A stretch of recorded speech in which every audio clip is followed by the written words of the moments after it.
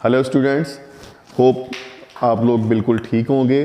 और ये जो आजकल वबा के दिन है, इसमें भी आप एहतियात कर रहे होंगे और अल्लाह पाक की मर्ज़ी से और रहमत से महफूज होंगे।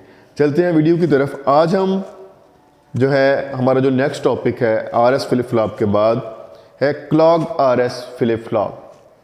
क्लॉग्ड आरएस फ्लिप फ्लॉप बिल्कुल आरएस, अगर आप इधर देखें तो ये वही आपका आरएस फ्लिप फ्लॉप है और उसमें हमने इसी तरह से इसकी दो इनपुट्स हैं, सेट और रीसेट, और हमने तीसरी इनपुट का एक का इजाफा किया है क्लॉक इनपुट का। वो टेबल में भी आप देखें, हमने क्लॉक इनपुट का इजाफा किया है और एट द एंड वही है क्यू और क्यू बार, इसकी जो आउटपुट्स हैं।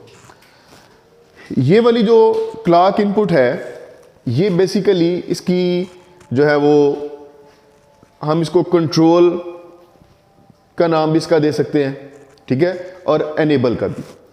तो हम इसको शुरू करते हैं। तो आप देखेंगे कि जब हम क्लॉक को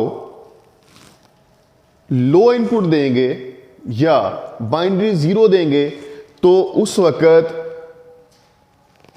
कोई भी जो है हमारे आउटपुट पे तब्दीली नहीं आएगी, चेंज नहीं आएगा, नो चेंज वाली कंडीशन जो है वो बनी रहेगी।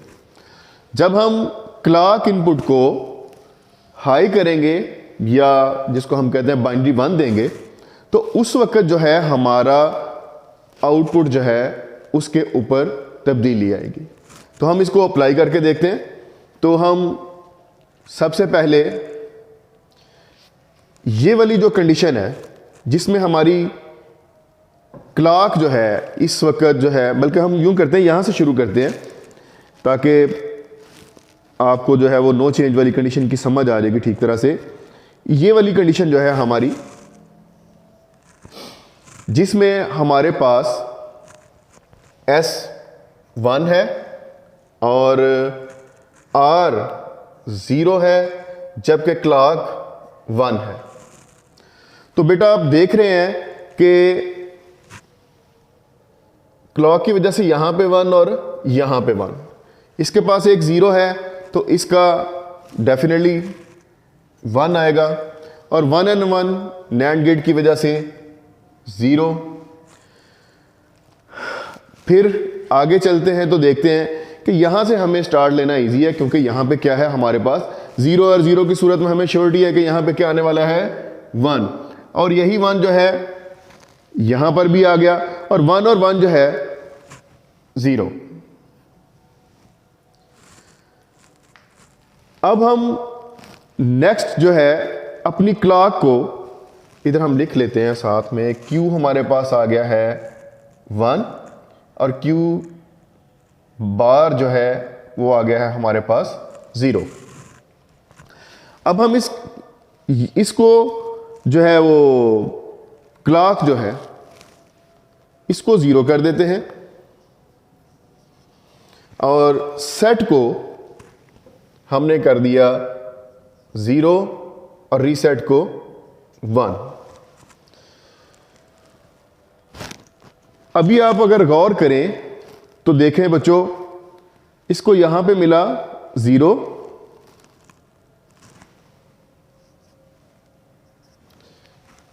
और इसके 0 हैं 2, इनकी वजह से 1, और इसके पास भी एक 0 आ चुका है, तो अब इसका भी डेफिनेटली क्या है आंसर 1 ही रहेगा।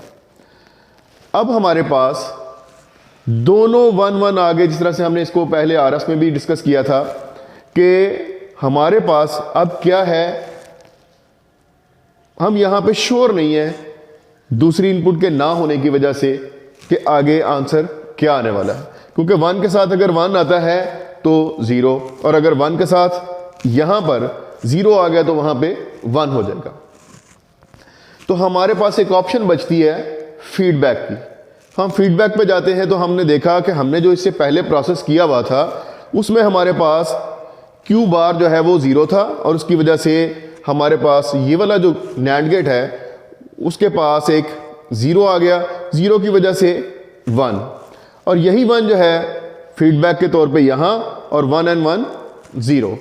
अगर देखा जाए तो हमारे पास ये कंडीशन पहले भी मौजूद थी। उस वक्त हमारा सेट जो है वो 1 था और रीसेट उस वक्त 0 था, लेकिन क्लॉक के 0 होने की वजह से आगे नो चेंज वाली कंडीशन जो है वो रही, आउटपुट पे कोई भी तब्दीली नहीं आई।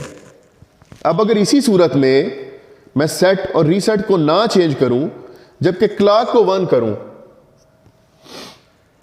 हम ये वाली कंडीशन देख लेते हैं जिसमें हमारा सेट जो है वो 0 है और हमारी जो है क्लॉक ये वाली कंडीशन थी।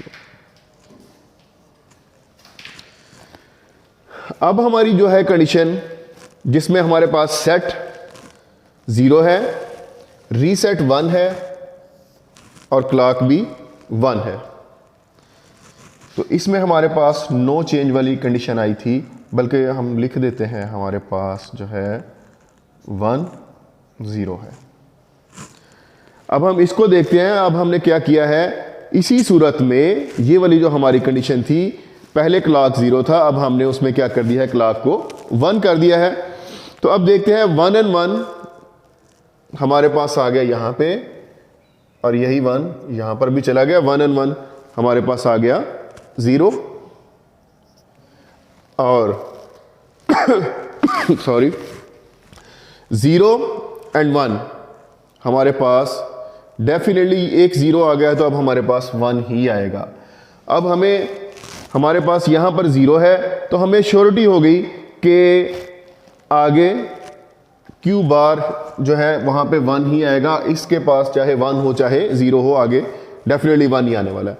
और ये वाला 1 जो है फीडबैक से यहाँ पे आ गया, और 1 and 1 क्या हो गया, 0।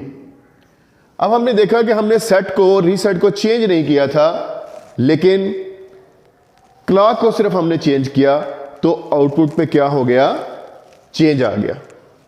तो इससे यह साबित हुआ कि हमारे पास अगर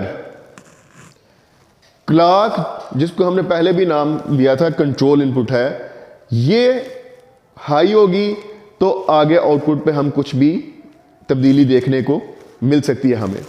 लेकिन अगर क्लॉक जो है हमारा 0 होगा, तो सेट और रीसेट को चेंज करने से भी हमारी आउटपुट पे कोई भी तब्दीली नहीं आई थी। तो आपके पास जो अभी नेक्स्ट असाइनमेंट होगी, आप जो मुझे अभी बना के भेजेंगे इसके बाद जो है लेक्चर के बाद, तो ये जो मैंने छोड़ा है, ठीक है ना, ये आपने पूरा करना है, इसके रिजल्ट्स जो है ट्रुथ टेबल के। So goodbye for the next time.